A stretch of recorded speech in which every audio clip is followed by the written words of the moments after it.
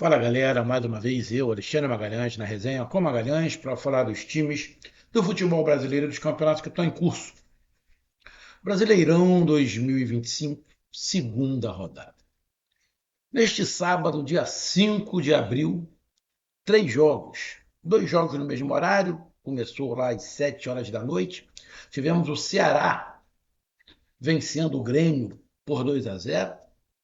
Tivemos o Corinthians vencendo o Vasco por 3-0, poderia ter sido 5.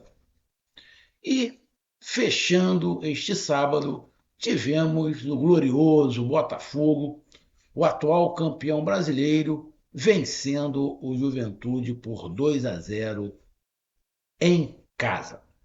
Coincidência, os três times são preto e branco. Ceará, Corinthians e o Botafogo. Os três venceram. Botafogo 2-0 em cima do Juventude. O Botafogo na primeira rodada empatou fora de casa com o Palmeiras. O Juventude venceu fora de casa. Venceu. Deixa eu até pegar aqui. O Juventude. Deixa eu pegar. O Juventude venceu. Pegar aqui. Juventude venceu o Vitória, né, da Bahia por 2-0. E agora acaba perdendo fora de casa. Bom, é, poderia dar o Juventude, complicar o Botafogo, poderia o Juventude, quem sabe, tirar o empate, mas acho que dificilmente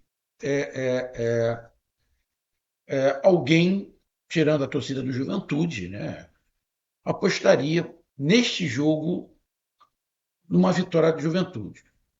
Tem ali uma mínima não, uma pequena chance de empate, poderia dar empate. E por que poderia dar empate?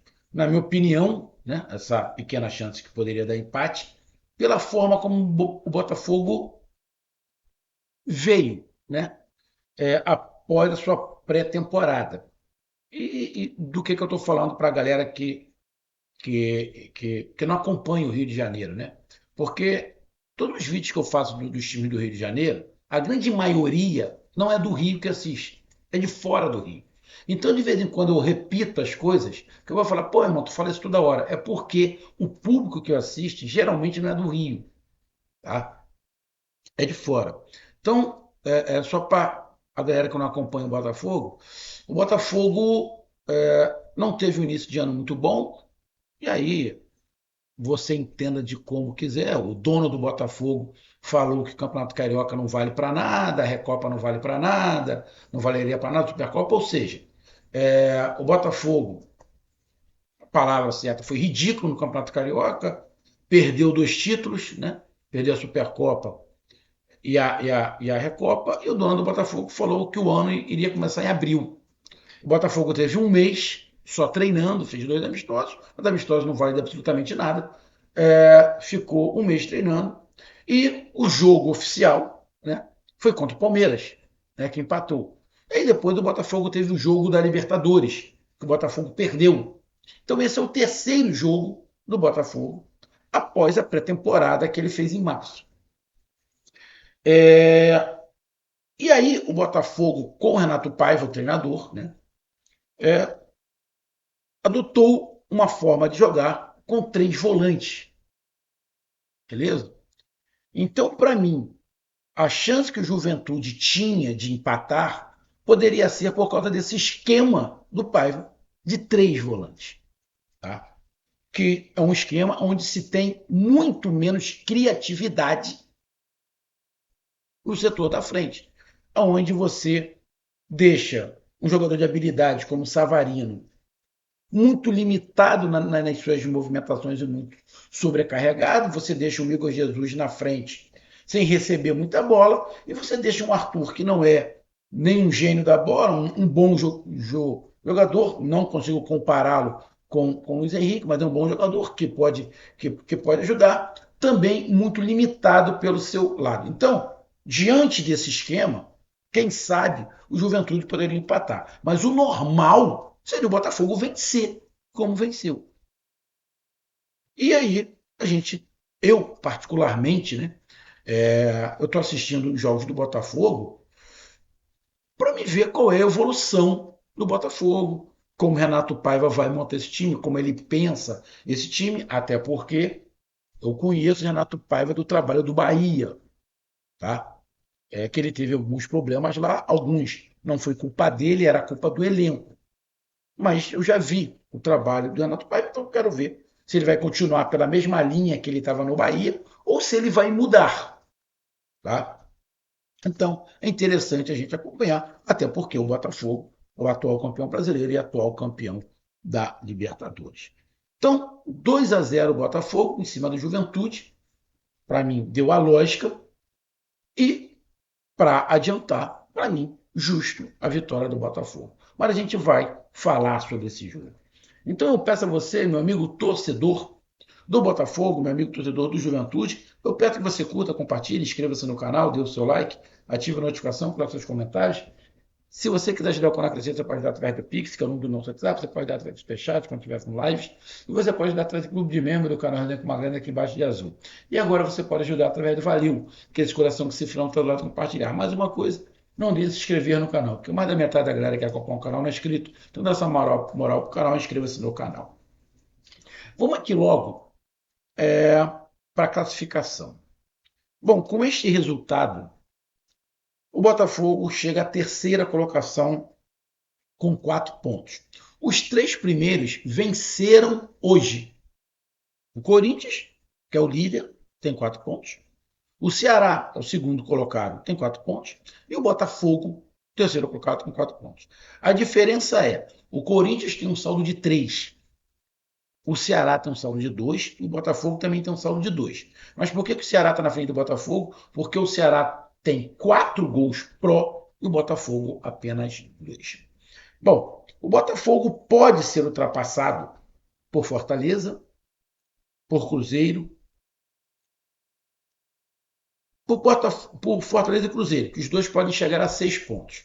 Se o Fortaleza empatar, chega a 4 pontos, mas não passa, quer dizer, pode até passar, Se o Fortaleza empatar, chega aos 4 pontos. Se empatar em 0-0, não.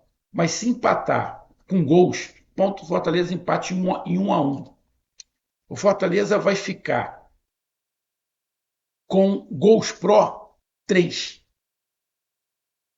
Vai continuar com 2 de saldo, mas ficar com gols pró 3. Se o Fortaleza empatar com gols, ele passa o Botafogo. O Cruzeiro, se empatar, chega a 4 pontos. Não passa o Botafogo. Então, para o Cruzeiro passar o Botafogo só se vencer. O Fortaleza pode empatar com gols que passa o Botafogo. E aí você tem o Juventude, que não pode passar, justamente o time que perdeu, o Grêmio já jogou e o Vasco já jogou, os três têm 3 pontos e não pode empatar, porque já jogaram. E ali tem o Bragantino, que tem 1 ponto, Flamengo 1 ponto, Internacional 1 ponto, Bahia 1 ponto, São Paulo 1 ponto, Sport 1 ponto, Palmeiras 1 ponto. Todos esses times, 1, 2, 3, 4, 5, 6, 7 times podem chegar aos 4 pontos. E aí vai para o saldo de gols. Né? Dependendo do saldo de gols, pode passar. Então eu acredito que o Botafogo vai terminar ali essa rodada, acredito eu, que entre os 7 primeiros. Tá? Acredito que o Botafogo termine essa rodada entre os 7 primeiros. E o Juventude. Juventude é o sexto colocado. Né? Grêmio já jogou, perdeu, Vasco jogou, perdeu, não podem passar. Mas Bragantino, Flamengo, todos esses 7 que eu falei podem passar o Juventude. E a galera que não pontuou ainda pode chegar aos mesmos número de pontos. O Juventude hoje tem um saldo de 0. Né? Tem um saldo de 0. O Santos tem um saldo menos 1, Mirassol menos 1, Fluminense menos 2, Vitória menos 2. Dependendo do saldo, pode passar. Eu acredito que o Juventude possa terminar ali no meio da tabela. Tá? Ali no meio da tabela, ali 10º lugar, 11º, nono, mais ou menos por ali. Na próxima rodada, na rodada de número 3, o Botafogo joga fora de casa contra o Bragantino. Um jogo complicado, difícil, contra o Bragantino. E o Juventude joga em casa contra o Ceará. O Ceará está na frente do Juventude na tabela. Vamos aqui para o jogo. Vamos falar aqui do jogo. Vamos pegar aqui os números. O Botafogo deu 16 chutes, o Juventude 14. Juventude 14 chutes, o Juventude atacou. O Juventude criou oportunidades. O John teve que trabalhar. O Juventude deu 3 chutes em direção ao gol. O Botafogo deu 6. O Botafogo teve 57% de posse de bola, teve 85% de acerto de passe, o Juventude teve 83%, ou seja, foi o número de acertos de passes altos. Cartões amarelos, 2 para um lado e 3 para o outro. Faltas, o Botafogo fez o dobro de faltas. O Botafogo fez o dobro de faltas do Juventude. Cartões vermelhos, nenhum impedimento, os 4 do Juventude, 1 só do Botafogo, apenas um impedimento que o Botafogo deu. Escanteios 3-3. Mas vamos lá, cara. Primeiro tempo. Primeiro tempo, o Botafogo fez 1-0 com o Igor Jesus. Mas vamos lá, o primeiro tempo foi ruim.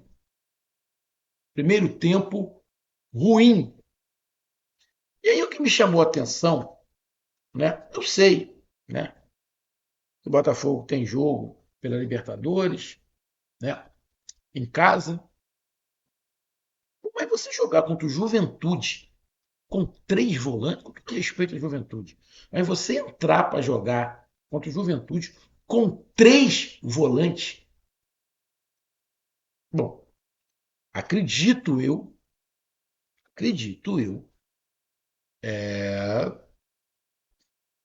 que é a formação de segurança dele, mas não é a melhor formação. Com essa formação, o Botafogo é muito vertical e pouco propositivo.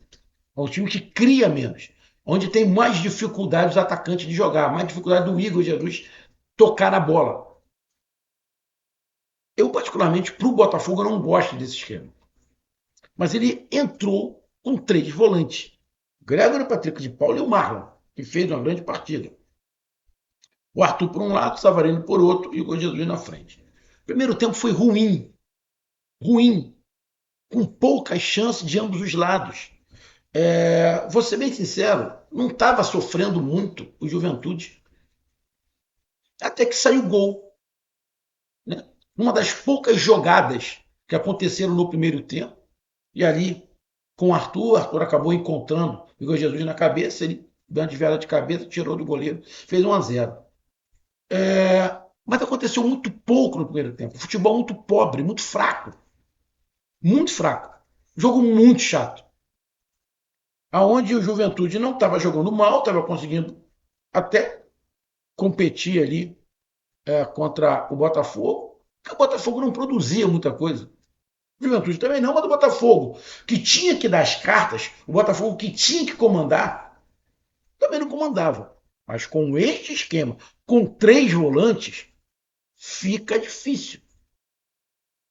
Fica difícil. Então, eu particularmente, óbvio que eu não sei os motivos. Tá? Renato Paiva vai tentar contra o Juventude com 3 volantes. Ah, será que não tem jogador ali que ainda está em forma? Porra, bicho. Ficou um mês treinando. Um mês preparando. Pô, será que os caras não estão em forma? Não estão em forma. Então ele entrou com 3 volantes. Obviamente o Juventude iria jogar atrás.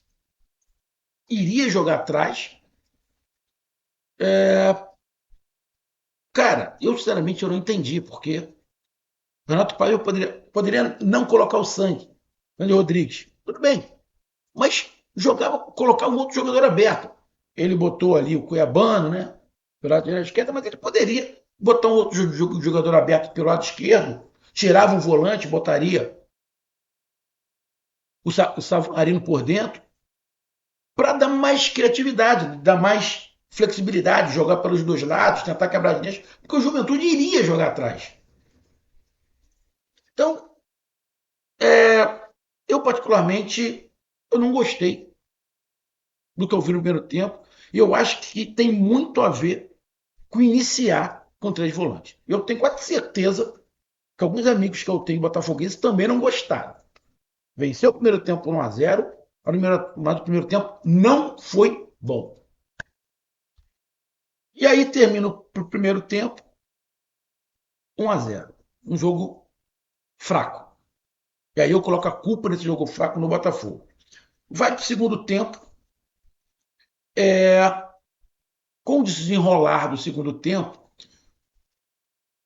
o Juventude tenta ir para cima, tenta criar alguma coisa, inicia indo até para cima. É o Juventude tentando abafar, tentando marcar alto, tentando dificultar a saída de bola, tentando fazer o gol. Já que no primeiro tempo o Botafogo não mostrou praticamente nada. Fez o gol, mas não mostrou muita coisa. Então o Juventude tentou ir para cima. Quem sabe poder empatar. E aí o Renato resolve começar a mudar. E para mim, a principal mudança que muda a forma. E aí ficou muito claro. Se ele tinha alguma dúvida, o Renato Paiva, se ele tinha alguma dúvida, ele não. Hoje terminou. O que ele faz? Ele faz uma mudança, para mim, é que eu espero que seja o início da formatação do Botafogo. Ele bota o Santi Rodrigues. E aí ele bota o Santos Rodrigues mais pelo lado onde o Savarino estava, o Savarino mais para dentro. E aí joga com 2 volantes, 2 meias e 2 atacantes. E aí o que acontece? Parece que solta o freio. O Botafogo é um time com 3 volantes, parece que joga o freio de mão puxada. Quando ele tira um volante e bota um meia, parece que o freio de mão solta. O Santi Rodrigues, no outro jogo que eu vi, ele me pareceu ser um jogador qualificado. Lógico, vamos guardar as devidas proporções em relação ao Almada. Vamos esperar. Mas ele me parece ser um jogador que joga de cabeça em pé, não é aquele cara que fica olhando para baixo, cabeça em pé, ele enxerga bem o jogo, né? Acredito que ele possa jogar tanto por dentro quanto pelo lado, fazendo um ponta meia, né? Aquele ponta que cria, né? Não um ponta, um meia pelo lado do campo, né? E ele está me mostrando que parece ser uma boa contratação, pode se tornar uma grande contratação, mas um cara que vai render para o Botafogo. E aí, com ele, a coisa começa a fluir mais, até que ali com 20 minutos quase, depois de algumas alterações, aí o Matheus Ponte já tinha entrado, sai o segundo gol do Botafogo. E aí, quando sai o segundo gol do Botafogo, o Juventude vai igual um louco para frente. E aí abre espaço para o Botafogo o tempo inteiro. O Botafogo começa a criar contra-ataques e começa com Deus nos acuda. O Arthur começa a aparecer, aí o Arthur mete bola na trave, Arthur perde gol no contra-ataque. E aí fica um jogo lá e cá, aonde nessa troca o Botafogo tem mais peças, tem mais qualidade para fazer isso. O Igor Jesus começa a aparecer também, mais cabeçada. O Botafogo tem um gol adulado, porque estava ali impedido um segundo gol do Igor Jesus, que ele estava impedido. E o Botafogo fica bem mais leve, fica um futebol bem mais solto e um futebol, de novo, guardado as devidas proporções, por estar no início do trabalho do Paiva e ser apenas o terceiro jogo do treinador. E o terceiro jogo de uma parada de um mês que só ficou treinando, mas já com os lampejos do que a gente viu o Botafogo do ano passado quando jogava com Savarino e Almada. Eu espero, não sei, mas eu espero que o Renato Paiva, siga por esse caminho. Ele comece algumas partidas nesta formação. 2 volantes, 2 meias e 2 atacantes. Quando isso aconteceu, o Botafogo ficou mais leve. Então, cara, foi justa, sim, a vitória do Botafogo. E ficou nítido que com 3 volantes o Botafogo joga com o freio de mão meio puxado e com 2 o time evolui melhor. Obviamente a gente tem que guardar os pontos por causa do Juventude, por causa do segundo tempo de dar mais cansado, também porque o Juventude também se lançou ao ataque, mas a impressão que deixou o Botafogo com a entrada do Santos e deixando o Savarino foi uma impressão bem agradável para mim e acredito também que para a torcida do Botafogo. Dá para o Botafogo jogar todos os jogos assim? Eu acredito que dá. Eu acredito que dá. Ah, vai ter algum jogo que o Botafogo vai ter que jogar com 3 volantes? Cara, o Botafogo vai ter jogos difíceis. Porque vamos lá, só para me terminar. O adversário do Botafogo nas principais competições é o Juventude? Não. O adversário do Palmeiras nas principais competições é o Juventude? Não. O adversário do Flamengo nas principais competições é o Juventude? Também não. Ah, o Atlético Mineiro é o Juventude? Também não. Então tem alguns times que o Juventude não é o adversário dessas competições. Para esses outros adversários que eu acabei falando aqui, na minha opinião, Palmeiras, Atlético, Flamengo, Cruzeiro não vem bem, mas o Bahia, o Internacional, eu também acho que o Botafogo não precisa jogar com 3 volantes. Também acho. Agora tem um ponto. Amigo torcedor do Botafogo que não conhece o Renato Paiva. Renato Paiva gosta de jogar com 3 volantes. Renato Paiva gosta de jogar com 3 volantes. É isso que eu vou esperar para ver o que o Renato Paiva vai fazer. Um grande abraço, até mais, valeu, tamo junto, fui.